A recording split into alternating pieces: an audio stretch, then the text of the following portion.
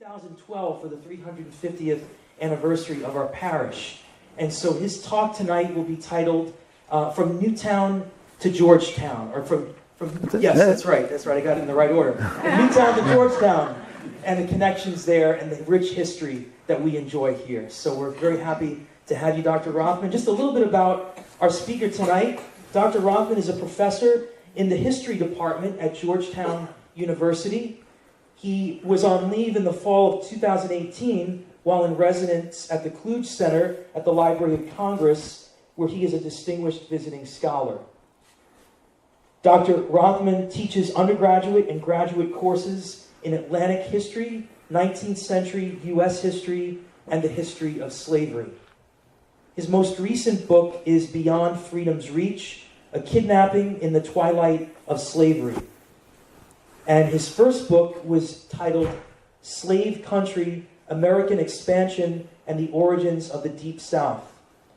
And Adam has served on Georgetown's working group on slavery, memory, and reconciliation in 2015 to 16, and is currently the principal curator of the Georgetown Slavery Archive. And so it's with great pleasure that we welcome Dr. Adam Rothman. Thank you. Father, thank you very much. Thank you to the whole community here, and especially the Manor House committee for the opportunity to present this history to you. It's really a thrill and an honor to be here, and I'm going to be talking about the history of the connections between Newtown and Georgetown.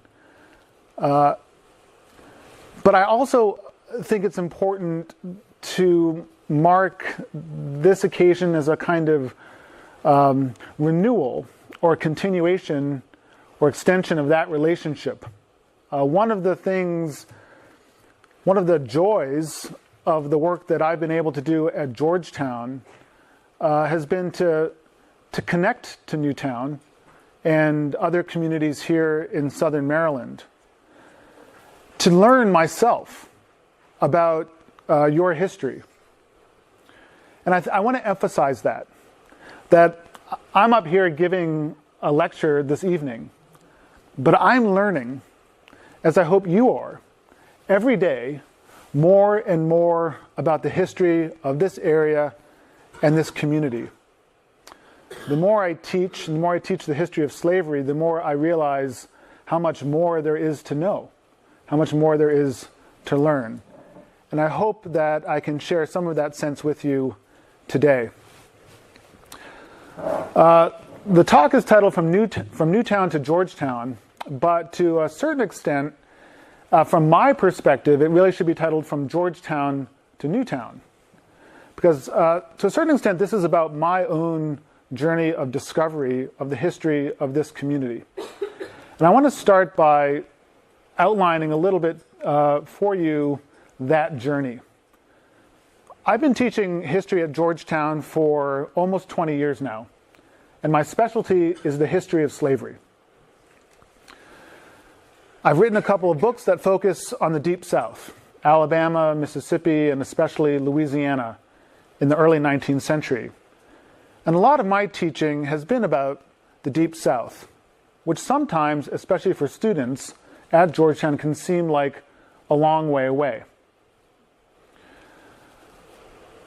For some time at Georgetown, I had incorporated elements of Georgetown's own history of slavery into that course and into my teaching. But I have to admit that it wasn't a focus of my attention. But all of that has changed. In the 2015-2016 academic year, I had the great privilege of serving on Georgetown's working group for slavery, memory, and reconciliation. The working group was established by the president of Georgetown, Jack DeGioia, to wrestle with Georgetown's own history of slavery and to make some recommendations to the university community about how we might how we might best confront that history and think about it together as a community. The occasion for that working group was the reopening of a building on the Georgetown campus that had been known as Milady Hall, after the Reverend Thomas Milady, who had been the president of Georgetown in the 1830s and briefly in the 1840s, and also the provincial of the Maryland Jesuits for some time as well. In 1838, Milady orchestrated the sale of nearly 300 men, women, and children owned by the Society of Jesus in Maryland to two planters in Louisiana. The sale generated $115,000 in 1838, which in today's money is about $3 million. And a good portion of the initial down payment on that sale went to Georgetown College to pull the school out of a crushing debt. So I probably wouldn't be standing before you today as a professor teaching the history of slavery at Georgetown if it were not for the history of slavery at Georgetown. And I have to say that I think about that every day. And I feel a real responsibility because of that, an extra responsibility because of that, to teach about the history of slavery. Now, President DeJoy actually knew all this history and wanted the university to think about that together in a thoughtful and reflective kind of way, and that's why he formed the working group. It's interesting because this history was never a secret. It was known to scholars. It had been written about by Jesuit historians for more than 100 years. This book that I have right here, Jesuit Missions of St. Mary's County, Maryland, by Edwin Beitzel, which was published in 1960, talks a lot about slavery. So this history was not unknown. It was not unresearched. But it was not widely known. There had even been faculty and students at Georgetown in the 1990s who had invested a great deal of time in something called the Jesuit Plantation Project, which was an effort to uncover this history, to make documents available online, and to teach it. Despite that, when Georgetown's working group was formed, we discovered, much to our dismay, that even the members of the working group didn't fully know this history. And most members of the university community, let alone the broader public, really had no idea what had happened. So I took that as a personal and professional challenge as a historian to try to make this story better known to members of the university community and beyond. And that ultimately is one of the reasons why I'm so happy to be here today, to get an opportunity to talk with you all about this history, because I really feel like this is what we should be doing. For me, the journey from Georgetown to Newtown actually begins here. This is the Booth Family Center for Special Collections at Georgetown University. It's our archives. It's where we keep our rare books, our manuscripts, the treasures of our art collection. The special collections includes, among other things, the archives of the university itself, as well as an enormous archive of the Maryland province of the Society of Jesus, which includes extensive records about Newtown. So if we're going either from Georgetown to Newtown or from Newtown to Georgetown and thinking about the connections, one connection is in this archive, the records of our mutual histories. One of the principal things we did as a working group for slavery memory and reconciliation, and one of the things I've been working on ever since the 2015-2016 academic year, is to comb through the extensive records of the Society of Jesus in Maryland and Georgetown College, looking for the documentary evidence of slaveholding, slave trading, and the lives of enslaved people at places like Newtown. We've been collecting our findings and publishing them online on a website called the Georgetown Slavery Archive, slaveryarchive.georgetown.edu, which now has more than 350 different items connected to this history, including, the last time I did a search, 34 items directly connected to Newtown. So I'm going to show you some of this material and walk you through it.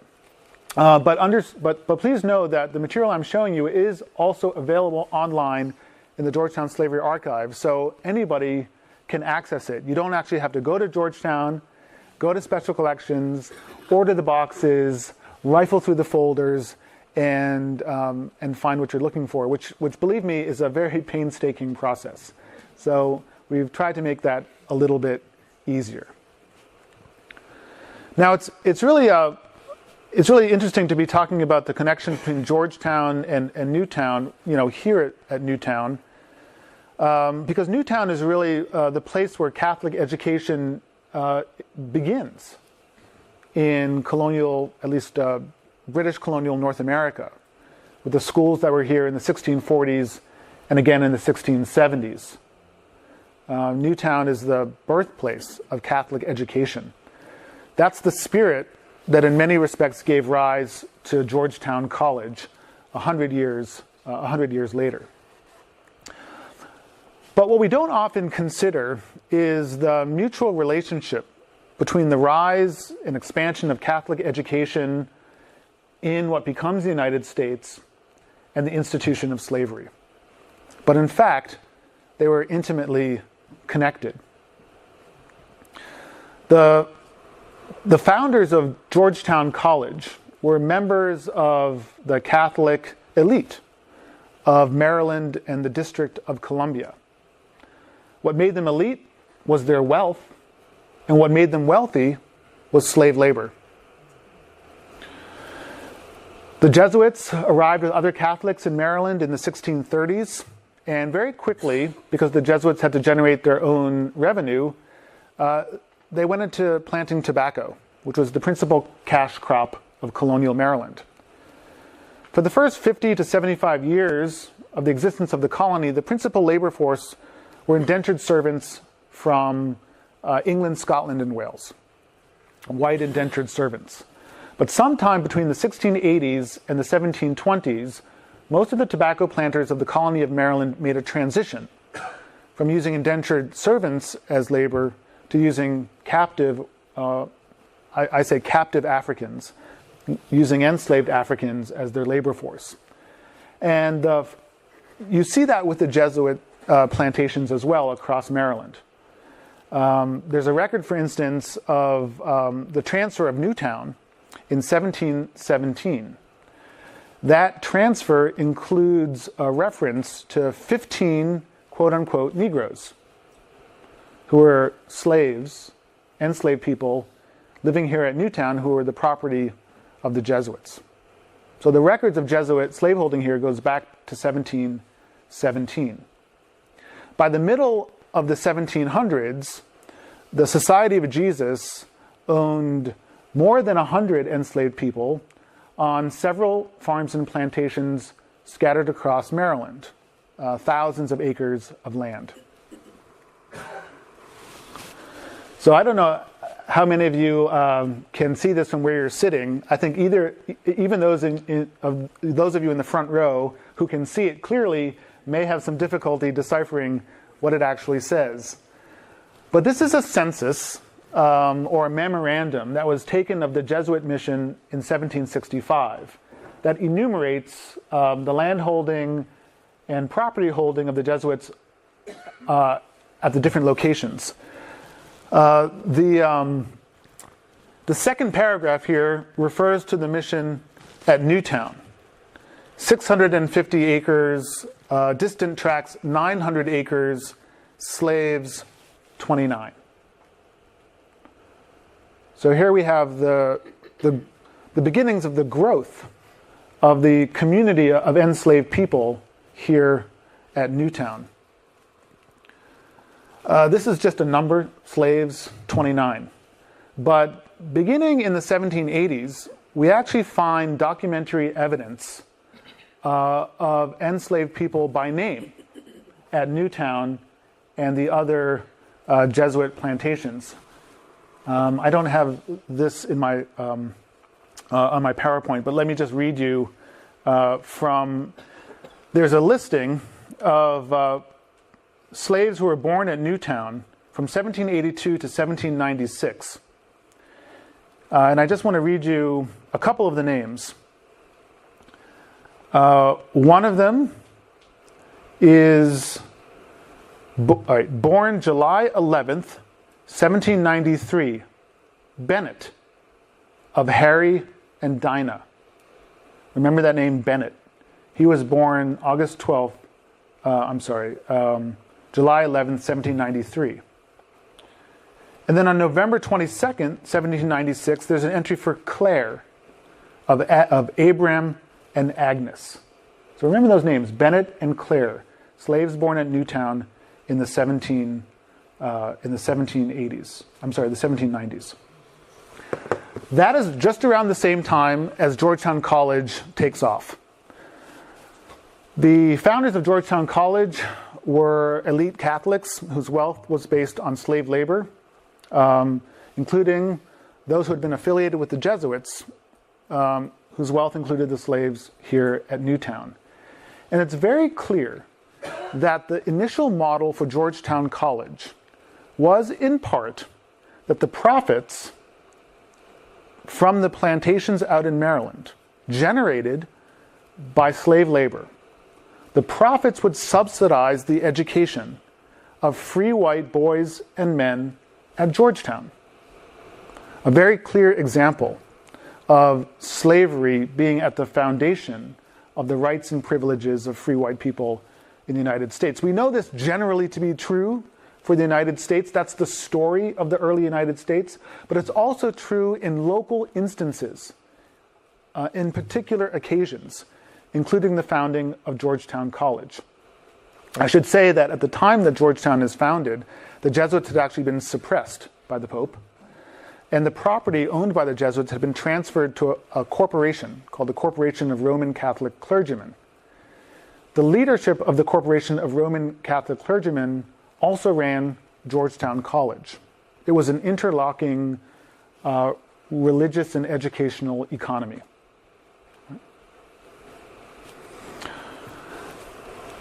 Over time, Georgetown flourishes, but the Jesuit plantations out in Maryland did not exactly flourish. They did grow, but they did not prove to be the money-making ventures that their owners had hoped. But we can see some of the evidence of growth, the growth on these plantations from a variety of sources. From the Maryland Jesuit archives, which document the operations of the plantations, but also from public records. So this, for instance, I'm sorry, this is quite difficult to read, but this is actually from the Maryland State Archives. This is a tax assessment taken by the state. Slave property, human property, was taxed. Special taxes on slaves. And so tax assessors went around to the counties, including St. Mary's, and actually assessed slave owners for their slave property. But these tax assessments are quite remarkable. They actually name slaves owned by their owners. So in this assessment, the slaves are organized into different age and sex groups. So you have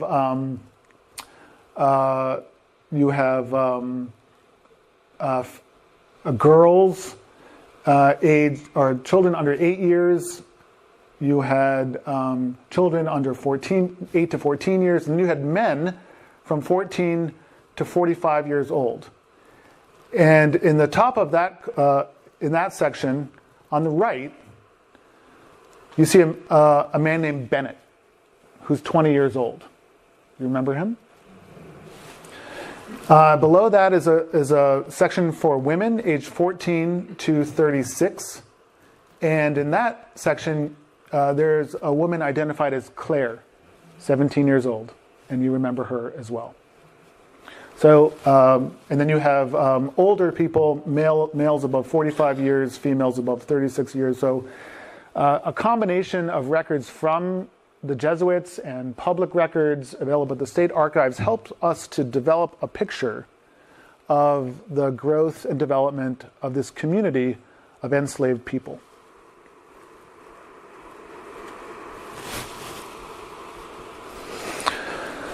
When I think about the Maryland Jesuit enslaved community, the community of people that were owned by the Maryland Jesuits, I think of three F's. I think of their faith, I think of their families, and I think about their aspirations for freedom, all of which are documented in the archives. Here's an example of family. This is a record, this is a sheet indicating slave children born at Newtown in the 1810s.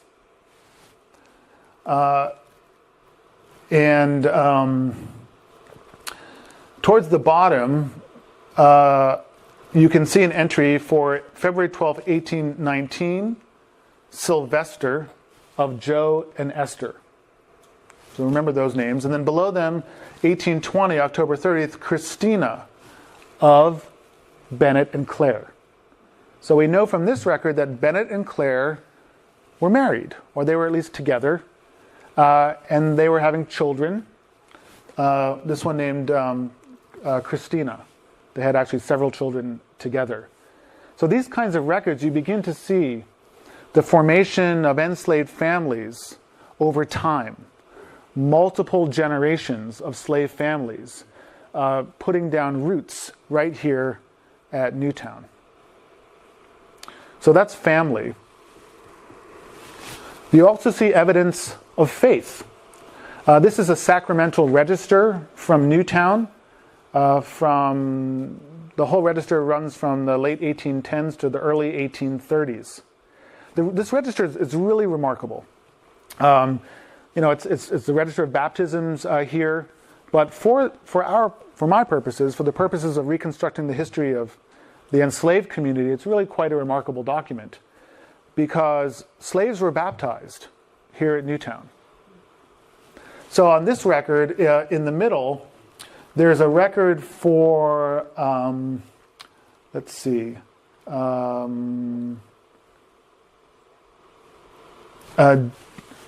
it this way. June 1819 was baptized Sylvester, the property of Newtown, born 12 February 1819 of Joe and Esther.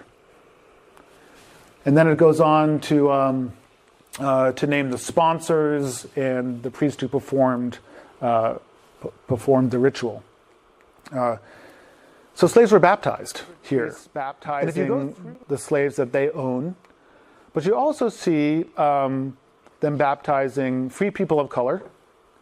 You see them baptizing the children of people they own who are married to slaves owned by other people.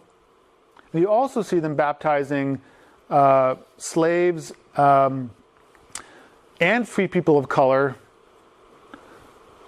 who are the children of people they own and free people of color who they do not own. So this is a complicated set of possible relationships. But the thing that you have to remember is that one of the fundamental laws of slavery was that status followed the mother. So if your mother was free, you would be free. But if your mother was a slave, you would be born into slavery as well. And there are all sorts of combinations. So there's one other law, which is that not only does status follow the mother, but if you were born into slavery, you would be owned by the same person who owns your mother. So imagine this. If you're a free person, a free man of color, but you're married to a woman who is a slave, your children, even though you're a free man, your children would be slaves. And their fate would really be in somebody else's hands, the hands of the owner of your wife. So these are the kinds of dilemmas that emerge because of the law of slavery. So we have family, we have faith, we also have aspirations for freedom. Not so much at Newtown, but at some of the other Jesuit locations. We know that from about 1790 to 1812 or so, quite a few of the people owned by the Jesuits sued the Jesuits for their freedom in Maryland courts on the basis of the fact that they had an ancestor, a maternal ancestor, who was actually free but had been illegally enslaved. And because of that law of descent, they could claim that because their ancestor, their maternal ancestor, was free, they should, by law, be free as well. And believe it or not, quite a few people win their case in court and become free until this legal avenue, for a variety of complex reasons, is actually closed off in the 1810s in a case that goes all the way to the Supreme Court. But what you get then is a community of free people of color who had come out of the Jesuit slave community, as well as people who were left behind in bondage who were not able to win their freedom in court. And that's why, even despite these freedom suits, by the 1830s, the Jesuits still had almost 300 people as their human property on their plantations. But I mentioned before that in 1838, Milady negotiates with two Louisiana planters, a man named Henry Johnson, who had been the governor of Louisiana and was actually connected to Georgetown, and another planter named Jesse Beatty, for the sale of virtually their entire slave community. The Articles of Agreement, the contract that they signed, are in the Georgetown archives, as well as other bills of sale that parcel the community out to either Johnson or Beatty in Louisiana. There's a lot of documentation about this sale. It's probably the single best documented mass sale of enslaved people in the entire history of the domestic slave trade in the United States. So not only was it an extremely important event historically for this community, but it's also an extremely important event for studying the history of slavery because of the richness of the documentation and everything that shows us. So included among the documentation, the bills of sale actually name every enslaved person who was sold. The Jesuits also took a census of the people on 4 different plantations here, St. Inigo's, St. Thomas, and Whitemarsh. There's an inventory or a census of everybody who they were planning to sell. So what you see here is a listing of the people from Newtown. So it's two columns of people on the right, and on the left is a detail of some of the folks from Newtown. I'm sorry for you on this side. But on the left, you can see their listing. It's Harry and Dinah, his wife, 65 and 68. So those are Bennett's parents, right? So further down, you see Bennett's name, Bennett, now aged 45, and Claire, his wife, 42. And then in the next column, there are the names of Bennett and Claire's children, who were also slated to be sold. Now, mind you, you can find these names in the sacramental registers as well. So these folks were baptized one day and sold the next. And if you can figure out how that happens, then I think you understand the history of American slavery. I'm still working on it. So these folks were sold in 1838. Some remained behind. I believe that Harry and Dinah actually remained behind here. Other people that the Jesuits owned, they actually sold to the owners of they sold to their spouses' owners, because they were under instructions from Rome to actually try to keep husbands and wives together. There were also instructions from Rome to sell the community to planters who would allow them, and this is a direct quotation, the free exercise of their Catholic religion. So in selling the community, they were also trying to impose a kind of moral boundary around it, that husbands and wives shouldn't be separated, and that they should be sold to people who would allow them to continue the practice of their Catholic faith. So those are parts of the terms of the deal.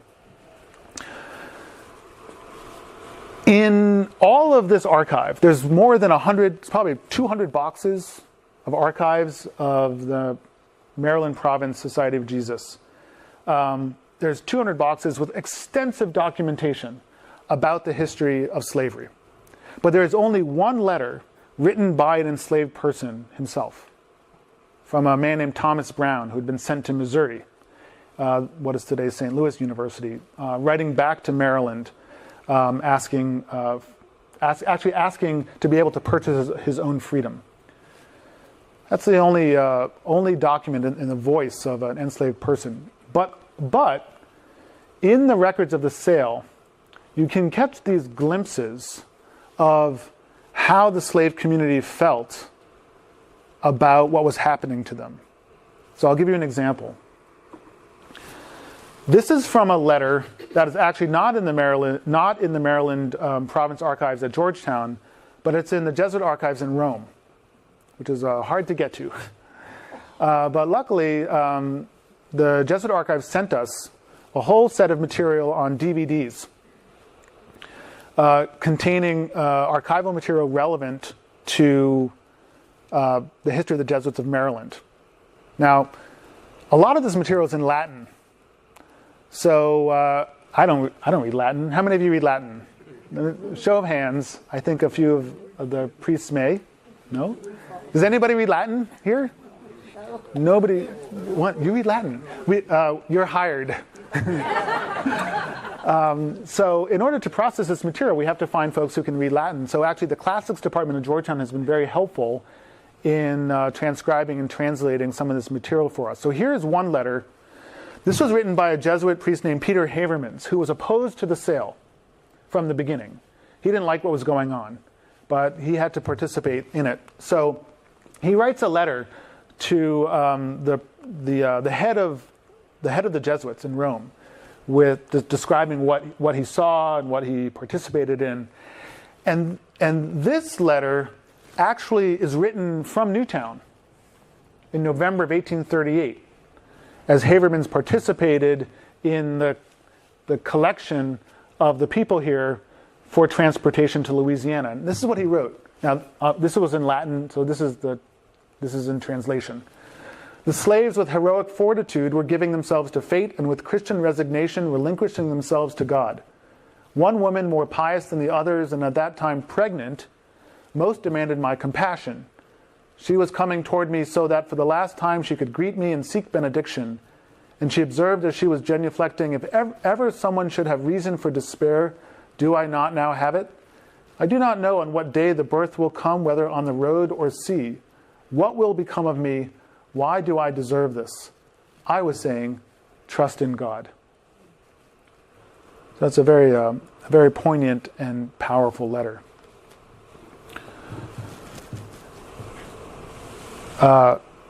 Most of the community was sent to Louisiana, to a few different plantations. We have records from the manifest of one of the vessels that they were transported on to Louisiana, a vessel called the Catherine Jackson. And that manifest is interesting because you can match many of the names from the Jesuit records to that manifest. But the manifest includes something that the Jesuit records do not. It includes last names.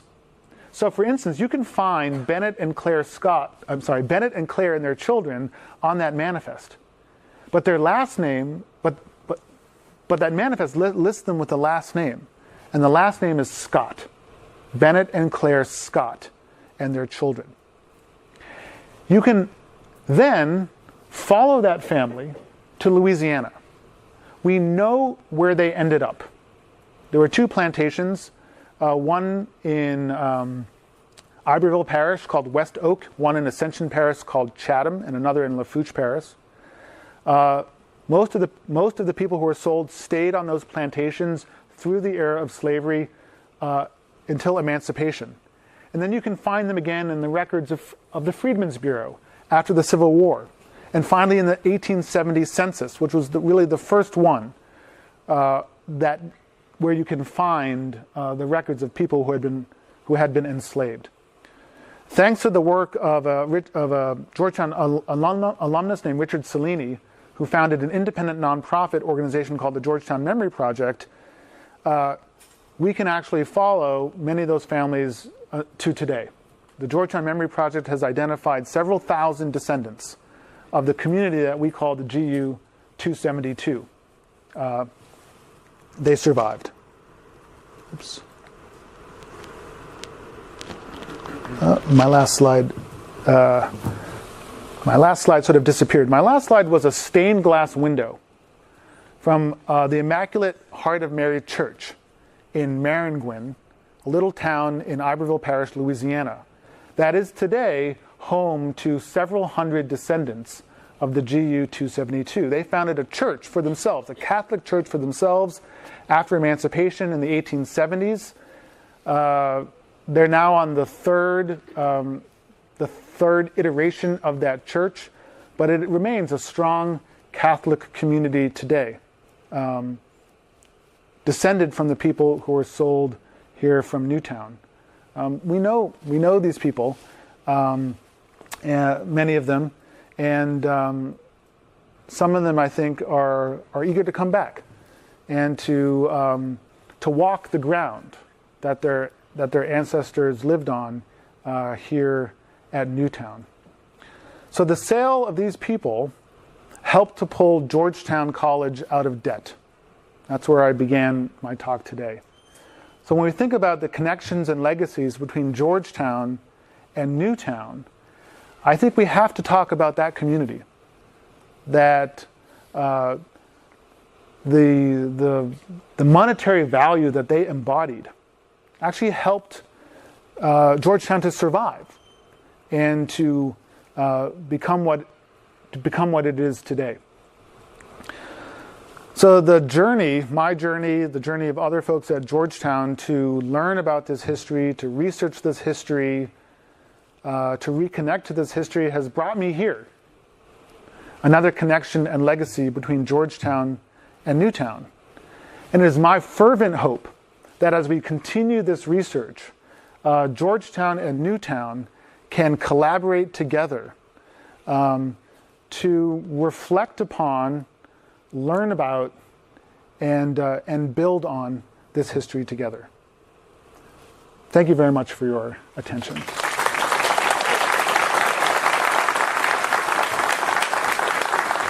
Now, I'm happy to take any and all questions, comments, and even suggestions. You all can teach me a thing or two, I'm sure. I saw a question far back. Just a couple things. One of the most riveting novels you'll ever read is named The Pearl. It is about pulling long-term memories of 140 slaves in 1848 that get on a ship and they can't get out of the Potomac River and they get caught down at Cornfield Harbor.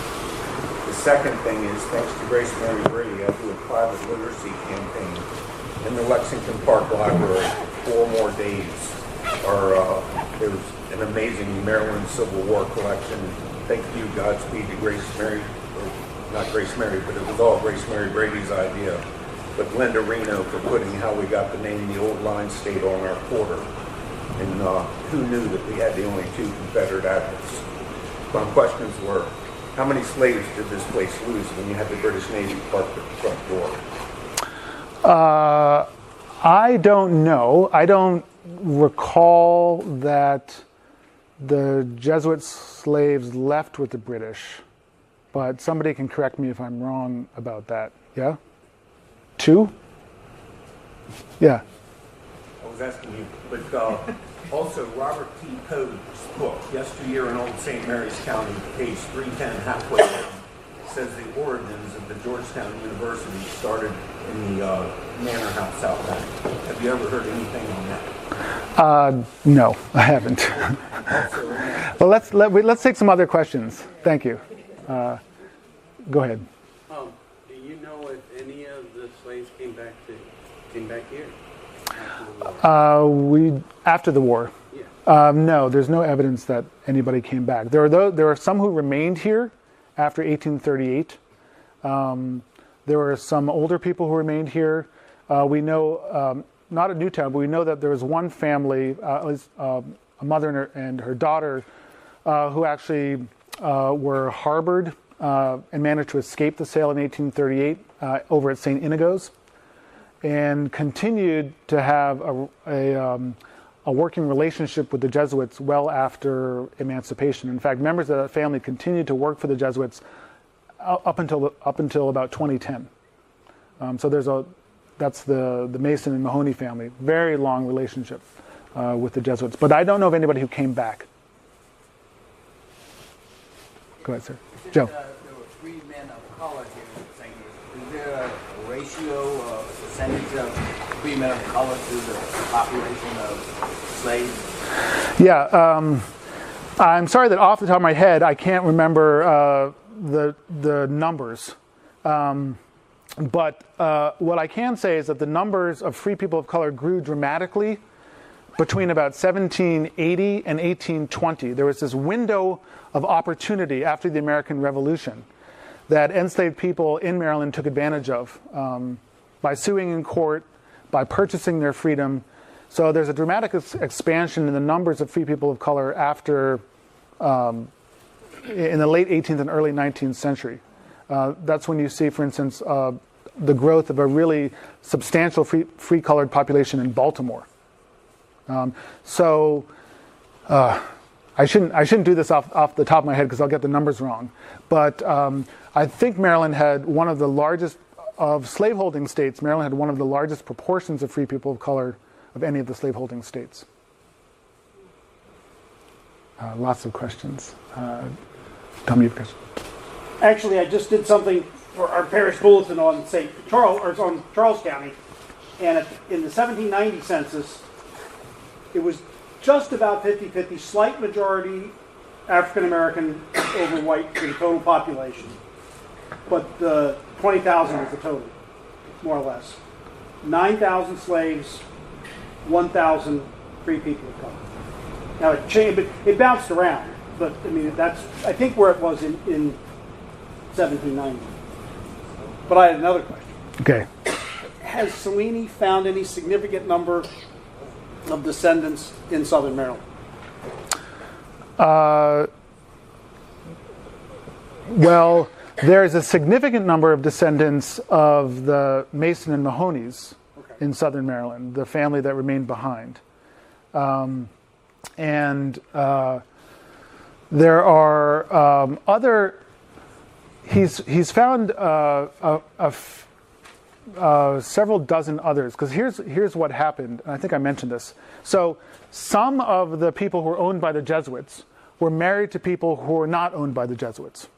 And because the Jesuits were under orders to keep husbands and wives together, they had to figure out, how to do that. So in some cases, they actually purchase their own people's spouses and send them both to Louisiana. And in other cases, they actually sell their own people to their spouses' owners. So those folks remain here and presumably have descendants, who are still around Southern Maryland. It's interesting, the documentation on the Maryland side is actually not as rich as the documentation on the Louisiana side. This has something to do with the particularities of Louisiana law, in which slaves were considered real property. So any transaction involving slaves actually had to be notarized and is usually still around in Louisiana courthouses. That wasn't true of Maryland. But we've recently found in the tax records in Maryland records of the transfer of people within the county. These are for tax purposes. So we see, for instance, on the Jesuit plantations, records that say for Newtown, for instance, all our people were sold out of the state. But for because slaves were not legally able to marry. It was not a lawful wedding, not a lawful contract. So when I refer to slaves being married, I'm really referring to their recognition by the church. So you see in the sacramental records and the Jesuit records them performing marriages of slaves, between slaves and free people of color. So the priests are doing those marriages, and the priests are actually honoring a kind of canon law in doing that. But the public law, the state law, actually, it doesn't so much, it essentially prohibits that from having any kind of legal standing. I have been told by my family when I tried to inquire about my family's history, on my grandfather's side, whose last name was Young, and some of their family lived in the Beachville area, St. Inigos, and I've been told that, well, a lot of his family, he was the only survivor because his family died of fever, some type of scarlet fever or something. Did you hear anything about maybe a possible, cover-up, so to speak, of some slaves being shipped away in families and that's how? Of died of fever in Louisiana or here? There. Oh, I haven't heard of that myself, but then again, I'm not quite as steeped in the local history and knowledge as actually a lot of people in this room are. So other people might know of this, but that does remind me of something. Although a lot of the history of what we now call the GU-272 was written down, was known to scholars, it really was not known around the university. In fact, there was a kind of folk legend around the history of slavery at Georgetown that the people who had been sold to Louisiana all died of fever, which that story is not written down anywhere. It was just something that circulated. There's sort of memories of that story being told, and I think about what that story meant, what it did, and it really was a way of not looking for them, of thinking of a kind of out of sight, out of mind mentality. And I think the biggest difference between the way we think about the history of slavery now and the way people thought and wrote about the history, at least white scholars thought and wrote about the history of slavery 50 years ago. So we now pay a lot more attention to the life and experience of history of enslaved people themselves. So there's been a real revolution in the way historians and scholars research this sort of thing. So that when we went into this work, in 2015, we had a really new mentality, which placed enslaved people at the center of the story, and really made it a necessity to see, let's actually figure out what happened to them, where'd they go. Go ahead. Yes. According to your research online, I think of the 272 slaves that were sold to Louisiana, 206 actually went. And in St. Mary's County, I think it's about 31 that remain. Now, my question is how far have you or your project identified those 31? I think you have identified 3. Those who remain behind? Yes. Yeah. From St. Mary's County? Yeah. We're not very far along. I think the Georgetown Memory Project, which I guess is independent from the work that we've been doing at Georgetown, may have more information. In fact, I'm pretty sure they have more information. But the 206 are those who have. It can be documented that they arrived in Louisiana. So the other 70 odd, we just are not really sure what happened to them. They might have they might have gone to Louisiana, but just we haven't been able to trace them, or they might have remained behind and we can't trace them. But one thing about studying history is that there's a lot of unknowns. This is an unknown that we know. We know it's an unknown, and so we can go looking for it. So we're trying. But again, this is one of the places where we can really use the help of folks who are here in the St. Mary's Historical Society and people doing family histories and genealogies. We can really work together to round out this picture. We're not going to be able to find everything. So Adam, to Yeah. respond to that. Dante, yes. Good to see you. No. Dante is one of the people who's been... Butlers in the Beachville that are all members of St. Peter Flavor now, and then as well as butlers that are up in Allentown, Philly, and the New Jersey area. So those particular family lines are being researched now, but the DNA is lining up that they're pretty confident, but they're still trying to trace down the paper trail.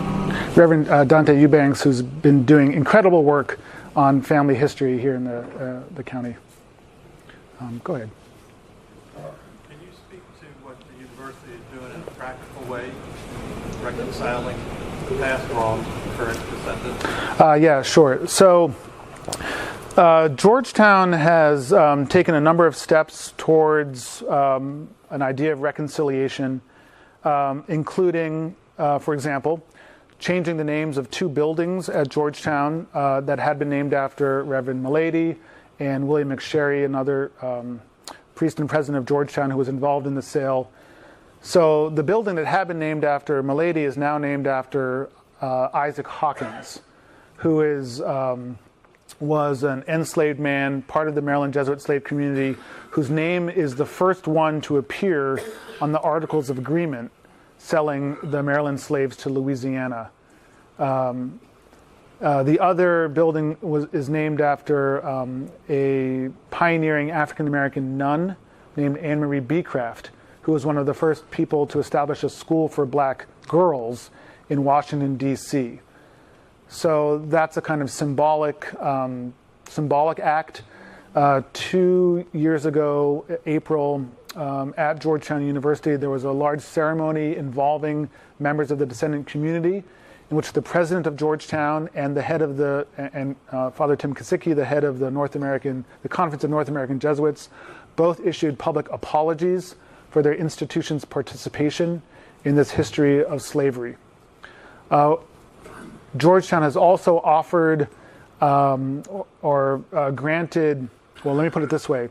Any descendant of the Maryland Jesuit slave community who applies to go to school at Georgetown is now treated the same as the children of faculty, staff, and alumni for purposes of admission. So we generally call that a legacy status. So it's sort of a modest boost in the process of admission. And then there have been various kinds of teaching going on at Georgetown that is really trying to place an emphasis on this history. I myself teach a class in the American Studies program called American Studies 272, Facing Georgetown's History, that tries to teach all of this history and connect students to the history. For instance, just yesterday, this has been a big Southern Maryland weekend for me. I came down here with students from my class and students from a social justice documentary film class, and we went to St. Inigo's. We went to St. Ignatius Church. We went on the naval base there, including with us 3 descendants of the Mahoney family that actually had lived at St. Inigo's. So we toured that site. We visited St. Peter Claver and the museum committee, spoke with the museum committee there, went to historic Sotterley.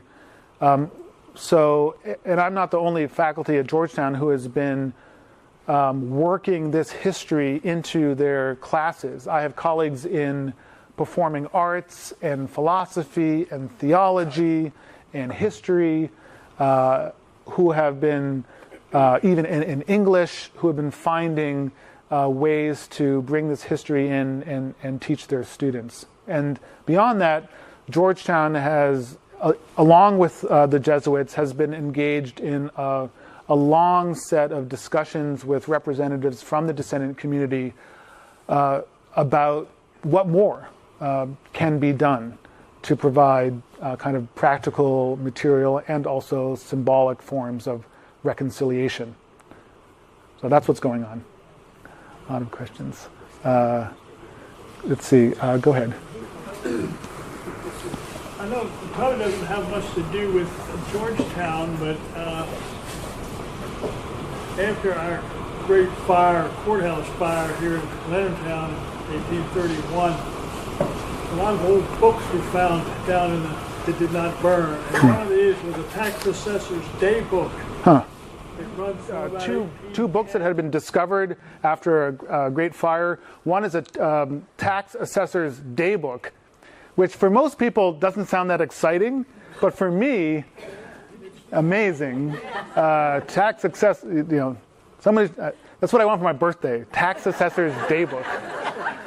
So a tax assessor's day book that identifies slaves by name, and also a surveyor's book that discusses the selling of slaves to Louisiana. So thank you for those references. I'll have to get the. Okay, great. It's interesting that talking about these kinds of sources and documentation, there's still a lot that we don't know about the history of slavery and about the domestic slave trade. And it seems to me, and to some other scholars, that one of the things that the discovery of these records over the last couple of years will allow us to do is really to trace more and more people from specific communities in the Upper South to specific communities in the Lower South, and to bridge that gap that was created by the domestic slave trade. That is a gap that until very recently was extremely difficult, if not impossible, for scholars and family historians and genealogists to transcend. But now, because of these new discoveries, because of new technology, like Ancestry.com and the digitization of sources, it might be possible to reconnect those histories that were broken by slavery. And for me as a historian, that's a really gratifying possibility. Go ahead. You mentioned some of the limits that the Roman authorities attempted to put on the sale, but maybe you could mention, if you know, how did the Roman authorities reconcile themselves to the sale? How did the Roman authorities justify the sale? Is that indicated in the record? Well, that's a great question. I mean, how did the Roman authorities reconcile themselves to the sale or justify the sale? I guess the question is, where do I begin the answer to that question? Slavery was something that had been essentially justified in Catholic doctrine for millennia. Not just Catholics, but other religious traditions, Judaism and Protestant Christianity and Islam, all had ways of essentially justifying certain forms of slavery, usually by distinguishing between who could and